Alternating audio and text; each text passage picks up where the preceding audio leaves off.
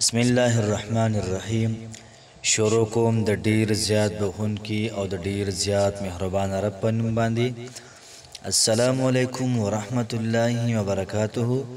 امید در کوم چې تاسو ټول به ټیک ټاک الله پاکم خوشاله آباد ساته. الله پاک دې زمونږ تاسو ټول مسلې حل کړي. الله پاک دې موږ تاسو ټول چاته محتاج نه، صرف د الله پاک موږ تاسو ټول د خپل بندګۍ محتاج ساتي. نن چې محترمو زمونږ کومه وظیفه ده، دا وظیفه د سورت یاسین د مبینونو والا وظیفه ده او ډیره زیاته ناشنا وظیفه ده. کیدای شي داسې وظیفه تاسو په ژوند کې په لومړي ځل باندې محترمو دا اورئ او دغه رنګې طریقه کار بالکل محترمو دا یې مختلف دی. دا وظیفه محترمو چې څوک د څه دپاره کوي، د هر قسم حاجت دپاره دا کولی شي او دا وظیفه د هر قسمه مقصد دپاره کولی شي. څومره چې محترمه مشکلات دي، ټول مشکلاتو د حل دپاره د جمعې په ورځ محترمو دا وظیفه وکړئ. انشاءالله العزیز 3 جمعې به راغلي نه وي، الله پاک به ستاسو مسله دا حل کړې وي. صرف په 3 پیرې ویلو باندې الله پاک د انسان ټول مشکلات حل کوي. دغه رنګې الله پاک د انسان ټول حاجتونه محترمو دا پوره کوي. که څوک دا وظیفه محترمو د رزق دپاره وکړي، الله پاک بوله دومره پراخ رزق ورکړي، دومره فراخ چې محترمو د انسان به ته حیران نشي چې دومره رزق هم لا چا سره شته دی.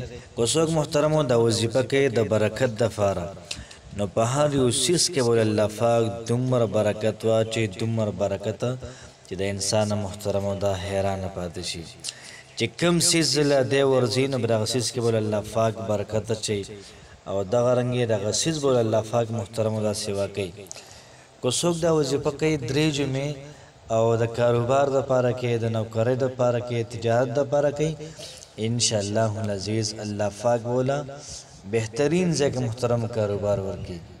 دغه رنګې الله پاک بوله بهترین کاروبار ورکړي، داسې کاروبار چې دی پکې خوشحاله وي. دغه رنګ محترمو د انسان چې څومره حاجتونه دي، زمونږ بعض وروڼه بعض خویندې د هغوی د مکې مکرمې د مدینې منورې دیدار دا محترمو ډیر زیات په زړه باندې ارمان دی.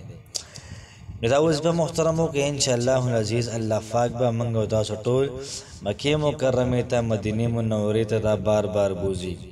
وظیفه محترمو ډیره زیاته زبردست را، ډیره زیات اعلی وظیفه را. که څوک محترمو د مال او دولت دپاره کوي، الله پاک بوله مال او دولت دا بې انتها ورکړي. که څوک دا وظیفه محترمو د اتفاق دپاره کوي، د اتحاد دپاره کوي، نو الله پاک به په کور کې اتفاق او اتحاد ورولي، امن او سکون محترمو دا راولي. که څوک دې دپاره دا وظیفه کوي چې یاره په کور کې جنګ جګړې دي، اکثر ملګري داسې وي چې یو بل سره وران وي، نو د هغوی دپاره وکړي انشاءالله العزیز دغه ورانه به په صلح باندې محترمو دا بدل شي. نو وظیفه ډیره زیاته اسانه ده او دونه وخت محترمو نه لګي. نو کوشش وکړو چې دا وظیفه په خپله هم وکړو، دغه رنګ ملګرو سره هم شیر کړو. نو کوشش دا کول پکار ده چې هره ویډیو شیر کول ځکه پکار دي چې یو سړی محترمو دا وظیفه کوي، نو که یو پیرم دا وظیفه وکړله نو زما او ستا کاته کې د هغې ثواب دا محترمو لیکلی کېږي. وظیفه داسې ده چې څوک دا وظیفه کوي مکمل یقین سره به کوي، مکمل اعتماد سره به کوي. دا خبر به وروسته ورته چې کار کوي یا نه کوي، کار بالکل کوي، لازمن به کوي، شرطین ګارنټۍ سره. خو شرط د محترمو دا وي چې مکمل 100% محترمو دا یقین غواړي. دغه رنګې د وظیفې سره به 5 وخته مونځ کوو او د قرآن مجید تلاوت به کوو او دغه رنګې ذکر به ورسره کوو چې څومره زمونږ باطن محترمو دا پاک وي، دومره به زمونږ وظایف دا به کار کوي. وظیفه زمونږ داسې ده چې موږ به اعوذ بالله بسم الله ووایو او بیا به د هغې نه بعد سورت یاسین دا به شروع کړو.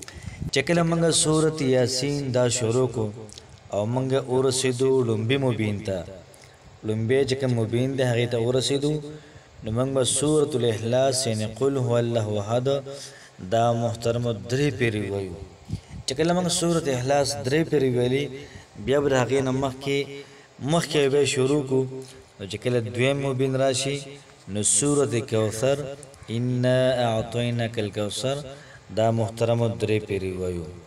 مخکې بیا سبق شروع کو چې کله موږ ورسو درې مبین ته التبا سورة الانشراح علم نشرح لك صدرك وضعنا عنك وزرك دغه صورت تاسو سکرین باندې ښکاري محترم او دغه صورت به درې پیری وایو بیا مخکې تلاوت به کوو چې کله راشي څلورم مبین نو څلورم مبین کې محترم او سورة الفاتحه به درې پیری وایو او دغه رنګې پنځم مبین ته چې کله ورسېږو نو آیت الکرسی به درې پیری وایو دغه رنګ محترم وکړه چې شپږم مبین ته ورسېږو نو دا وظیفه به وکړو اللهم وسع رزقي وسعة لا أحتاج إلى أحد من خلقك اللهم وسع رزقي وسعة لا أحتاج إلى أحد من خلقك دا محترم درې پیری وایو بیا بل دینه بعد الله لطيف بعباده يرزق من يشاء